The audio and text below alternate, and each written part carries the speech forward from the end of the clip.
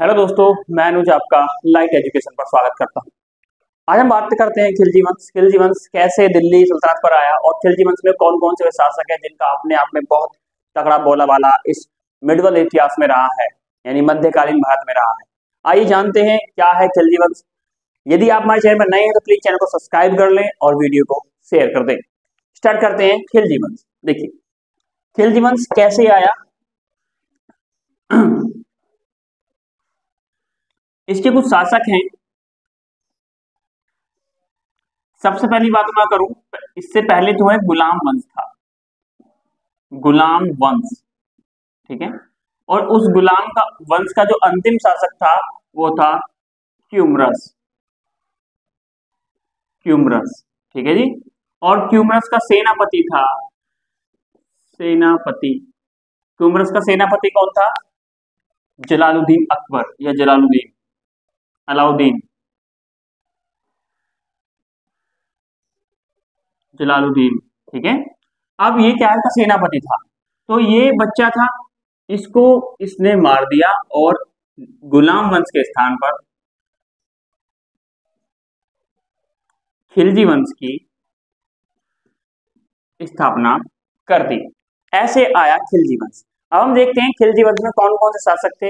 आखिर अलाउद्दीन खिलजी क्या था, जलालुद्दीन खिलजी कैसे मारा गया, और अलाउद्दीन खिलजी ने भारत में कहां कहां आक्रमण किया, और कौन कौन से टाइप के क्वेश्चन बनते हैं और किस प्रकार से एग्जाम आपका पूछता है, ठीक है। चलिए देखिए, पहला शासक जलालुद्दीन, ठीक है, ये बना। अब ये क्या हुआ, जब ये शासक बना तो इसका एक भतीजा था, का नाम था अलाउद्दीन खिलजी, अलाउद्दीन खिलजी, ठीक है। अभी अलाउद्दीन खिलजी को इसने पाल पोस कर बड़ा किया, तो ये इसका चाचा लगा, ठीक है। तो अलाउद्दीन को पाल पोस कर बड़ा किया, तो अलाउद्दीन को इसने महाराष्ट्र भेज दिया। तो अलाउद्दीन ने इसी के समय में लगभग 1299 के आसपास महाराष्ट्र देवगिरी पर आक्रमण कर दिया। आक्रमण किसने किया? अलाउद्दीन खिलजी ने। और यहां पर बहुत सारा धन लूट लिया, धन लूट लिया। अब जलालुद्दीन ये नहीं चाहता था कि वो इस तरह से ऐसा करे, लेकिन एक ख्वाब था अलाउद्दीन खिलजी का कि मैं पूरे दुनिया पर राज करूं। जैसे सिकंदर महान, पोरस को हराया उसने भारत आने की फिराक में, और घर से चला के पूरे विश्व को जीतूंगा और एक दिन पूरी दुनिया पर मैं राज करूंगा। ऐसा ही था अलाउद्दीन खिलजी। उसने मन बनाया, उसकी विचारधारा थी कि मैं एक दिन जरूर विश्व को जीतूंगा। उस विश्व को जीतने की विचारधारा ही उसको आगे बढ़ाकर ले गई। और क्या थी उसकी विचारधारा, देखिए। कुछ समय बाद इसने अपने चाचा को मार दिया और गद्दी पर अलाउद्दीन बैठ गया। अब जो क्वेश्चन अल्टीमेटली या मोस्टली बनते हैं वो अलाउद्दीन से बनते हैं, और हम बहुत बारीकी से इसको पढ़ेंगे।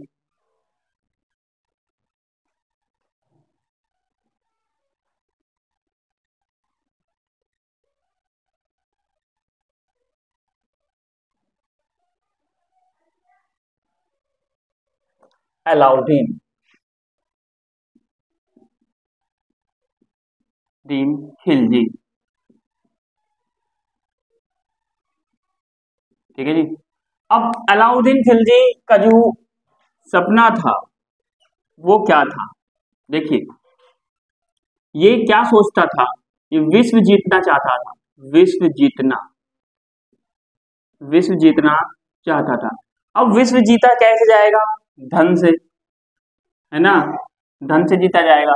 या सबसे पहली बात, जो विश्व जीता जाता है उसके लिए सेना चाहिए होती है, सेना, और सेना के लिए धन चाहिए, है ना। अब धन कहां से आएगा? दो प्रकार से आएगा, या तो आप कहीं आक्रमण करें, है ना, या तो कहीं आप आक्रमण कर दे धन के लिए, या कुछ लूटपाट करें, ठीक है, या आप रिवेन्यू बढ़ा दे, वहां का रिवेन्यू सिस्टम को आप बढ़ा दे, वहां पर जो फसलें होती हैं किसानों की, आप वहां का रेवेन्यू बढ़ा दें। इसलिए इसने उपज का जो रेवेन्यू था वो 1/2 कर दिया था, आधा कर दिया था। यानी किसी किसान के खेत में 50 क्विंटल प्रति, यानी 50 क्विंटल गेहूं निकले हैं तो 25 क्विंटल अलाउद्दीन खिलजी के होते थे उस टाइम। मैं एक समझाने का एग्जांपल दे रहा हूँ, ठीक है। तो ये धन आक्रमण से आएगा या रेवेन्यू से आएगा, ठीक है, या कुछ भी हो।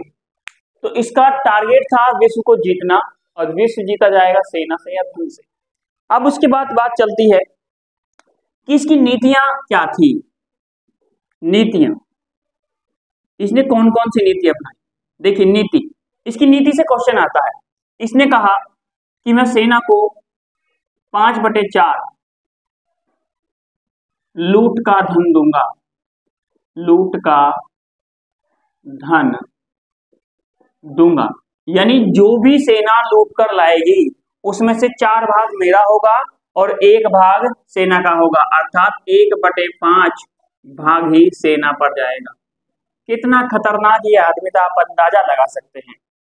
उसके बाद ये बात करता है कि अगर पूछा जाए कि बताइए वैसा कौन सा दिल्ली सल्तनत शासक था जिसने अपनी सेना को नगद वेतन दिया, तो ये वही है अलाउद्दीन।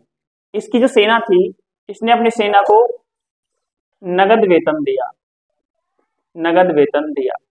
अब सेकंड बात करते हैं, क्या इसने कौन कौन सी प्रथाएं चलाई। देखिए इसने प्रथा चलाई हुलिया,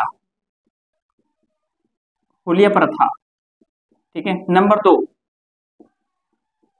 घोड़ा दागने की प्रथा,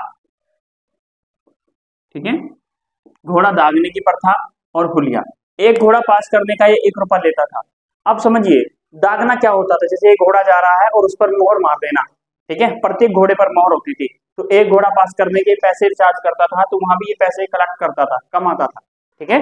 तो हुलिया प्रथा क्या होता है, हुलिया वो होता है जो आप बहुत बड़ी एक चादर से लपेट लेते हैं सिर पे, बहुत बड़ा गुम्मन सा हो जाता है, तो उसको हम हुलिया कहते हैं। दोनों प्रथाओं को अलाउद्दीन खिलजी लेकर आया और इसीलिए चलाई, ठीक है। उसके बाद हम देखते हैं ये हुलिया प्रथा हो गया, घोड़ा दागने की प्रथा हो गया, ठीक है।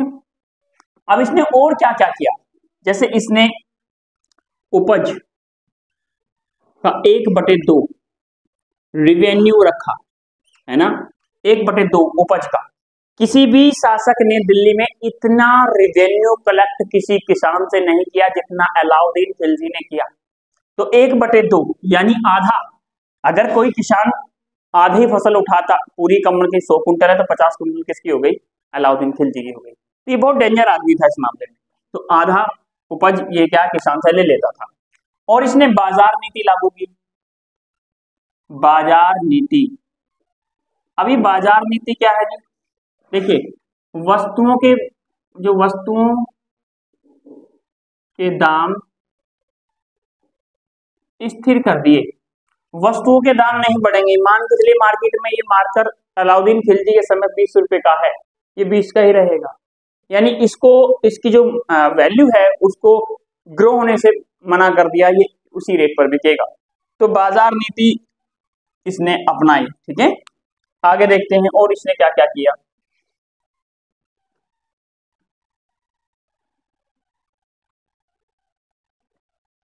देखते हैं अलाउद्दीन ने कहीं आक्रमण किए हैं क्या। आक्रमण, देखिए अलाउद्दीन ने आक्रमण किया गुजरात में, गुजरात, ठीक है। अब गुजरात में पूछेगा, जब अलाउद्दीन ने गुजरात में आक्रमण किया तो वहां किसका शासन था, ठीक है, राणा रतन सिंह, ठीक है, राणा रतन सिंह, सॉरी रायकरण, रायकरण का शासन था। अब रायकरण को इसने पराजित कर दिया। रायकरण की पत्नी थी कमला देवी, रायकरण की पत्नी थी कमला देवी, और कमला देवी से अलाउद्दीन खिलजी ने विवाह कर लिया, विवाह। और कमला देवी की बेटी थी, नहीं पुत्री थी इसकी देवल देवी, ठीक है, क्या थी, देवल देवी। अब इसके साथ अलाउद्दीन खिलजी के साथ इसका भी बेटा था, उसका नाम था खिज्र खां। खिज्र खां। अब खिज्र खां बोला पापा जी आपने तो विवाह कर लिया, मेरा क्या, तुम बेटे कोई नहीं, यहाँ पे आओ। देवल देवी से किसका विवाह करवा दिया? खिज्र खां का। आप समझ रहे हो ना कितना खतरनाक क्रूर शासक रहा होगा, ये जबरदस्ती विवाह कर रहा था। ठीक है, तो रायकरण तो इसने पराजित कर दिया, ये भाग गया, और कमला देवी से इसने विवाह कर लिया और अपने बेटे का विवाह देवल देवी से करा दिया। उसके बाद आती है एक, आपने एक नाम सुना होगा, एक किन्नर बड़ा फेमस है मिडवल हिस्ट्री के अंदर, उसका नाम था मलिक काफूर। क्या नाम था? मलिक।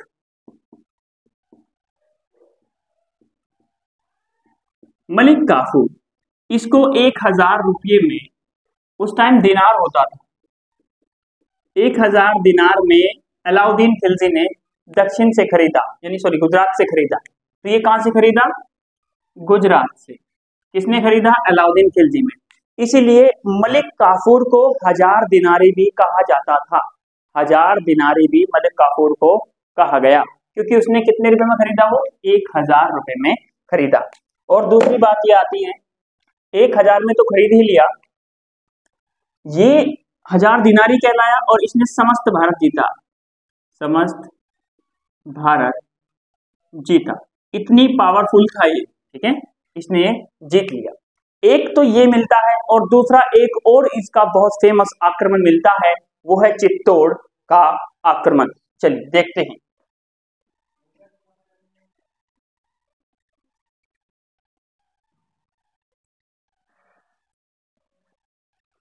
चित्तौड़। ठीक है, चित्तौड़ आक्रमण, देखिए इसको हम क्या कह सकते हैं? मेवाड़।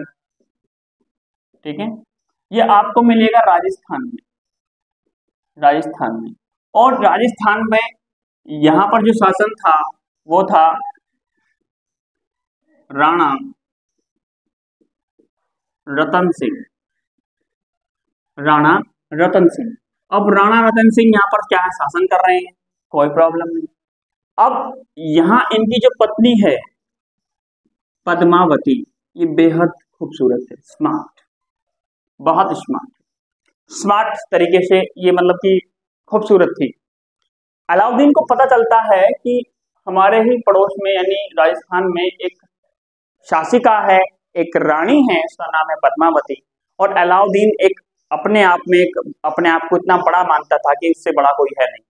तो अलाउद्दीन खिलजी ने मात्र पद्मावती को पाने के लिए चित्तौड़ यानी राजस्थान पर आक्रमण कर दिया। अब जैसे ही पता लगा राणा रतन सिंह को, उसने इससे लोहा लिया, लेकिन ये हार गया। कहा यह जाता है कि पद्मावती राणा रतन के साथ ही इन्होंने जौहर प्रथा कर ली। जौहर प्रथा यानी पति के साथ ही ये मर गई। एक सती प्रथा होती है, एक जौहर प्रथा होती है। सती प्रथा ये होती है कि कई बार माना जाता है कि ये एक बात चलाई गई है कि सती प्रथा में जब हस्बैंड मर जाता था तो जो वाइफ होती थी उसकी, तो वो आग में बैठ जाती थी। ऐसा भी तो कुछ उल्लेख नहीं मिलता है, लेकिन ऐसा तो जरूर मिलता है कि वह समाज के साथ नहीं रहती थी, वो बाहर गांव के बाहर किसी झोपड़ी उपड़ी में या बाल बाल कटवा के रहती थी, वो सारे अधिकार के समाप्त हो जाते थे। ऐसा तो मैंने पढ़ा है। ठीक है, तो पद्मावती को हासिल वो नहीं कर पाया अलाउद्दीन खिलजी, और इनने जौहर प्रथा कर ली। राणा रतन सिंह राजस्थान में क्या थे? उस टाइम एक शासक थे, यानी वहां के राजा थे। ठीक है, आगे बढ़ते हैं। अब ये जो पद्मावती है, थोड़ा आप देखिए इसको, ये पद्मावती जो है, पद्मावती ये श्रीलंका के रहने वाली है। श्रीलंका, कहाँ की है? श्रीलंका। अब पद्मावती की कहानी या इसकी स्टोरी, या आपसे पूछा जाए जो चित्तौड़ है, चित्तौड़ युद्ध है, इसके बारे में किसने बताया? तो ध्यान रखना, उस टाइम के एक बहुत बड़े कवि हैं मलिक मोहम्मद जैसी। मलिक मोहम्मद जैसी ने, इन्होंने एक बुक लिखी, उसका नाम था पद्मावत। पद्मावत है ना, उसका नाम क्या था? पद्मावत। उन्होंने उल्लेख किया है कि पद्मावती की कहानी, जो युद्ध है, अलाउद्दीन ने उनको प्राप्त करने के लिए अलाउद्दीन ने पद्मावती को प्राप्त करने के लिए राजस्थान पर युद्ध किया। अगर आपसे पूछा जाए कि बताइए मात्र एक शासिका एक रानी को प्राप्त करने के लिए किस शासक ने यानी चित्तौड़ राजस्थान पर युद्ध किया, तो अलाउद्दीन है। और अलाउद्दीन ही मात्र पहला ऐसा शासक है जिसने अपनी सेना को नगद वेतन दिया। ठीक है, चलिए अब आगे बढ़ते हैं। अब हम देखते हैं इसके दरबार में कुछ कवि रहते थे। इनमें सबसे फेमस नाम है कवि अमीर खुसरो। ठीक है, अमीर खुसरो बहुत बड़े राइटर और कवि थे अमीर खुसरो। इन्होंने बहुत सारी बुक्स भी लिखी, रचनाएं लिखी हैं, जैसे कि आप देख सकते हैं देवल देवी, खिजर खानी, देवल देवी खिजर खानी इन्होंने लिखी। ठीक है, और भी बहुत सारी बुक्स इन्होंने लिखी हैं। अमीर खुसरो इटावा के थे, यूपी से इटावा जो पड़ता है वहां से बिलोंग करते थे। और इनके गुरु जो थे वो थे निजामुद्दीन औलिया। अभी निजामुद्दीन औलिया को बहुत ज्यादा मानते थे अमीर खुसरो। अच्छा, अमीर खुसरो को भारत का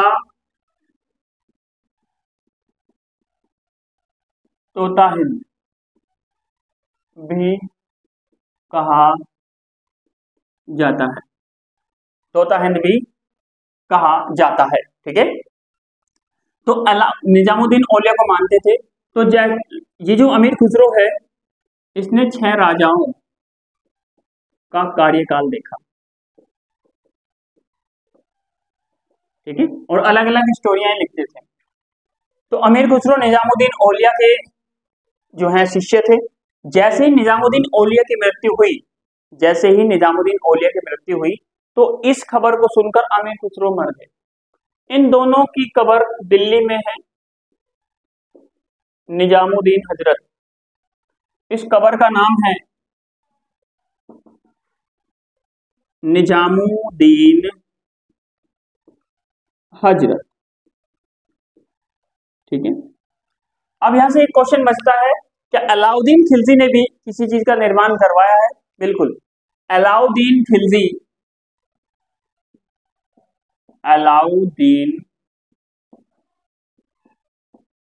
ने अलाई दरवाजा बनवाया था। इसी को आप दिल्ली गेट के नाम से जानते हैं। अलाई दरवाजा को आप क्या के नाम से जानते हैं? दिल्ली गेट के नाम से जानते हैं। तो ये था दोस्तों आपका खिलजी वंश। इसमें महमूद लोधी अभी 1-2 शासक बने हैं, उनका इतना ज्यादा उल्लेख नहीं है, मैं बनाऊंगा उनका भी वीडियो। तो ये अलाउद्दीन और जलालुद्दीन की कहानी है, कैसे जलालुद्दीन एक क्यूमरस यानी गुलाम वंश के शासक को मारता है, फिर जलालुद्दीन को अलाउद्दीन यानी अपने चाचा को ही मार देता है। तो जैसे टिट फॉर टैट, जैसा आप करोगे वैसा बनोगे। यदि आपको ये वीडियो अच्छी लगी है तो प्लीज वीडियो को शेयर जरूर करें और चैनल को सब्सक्राइब कर लें। धन्यवाद।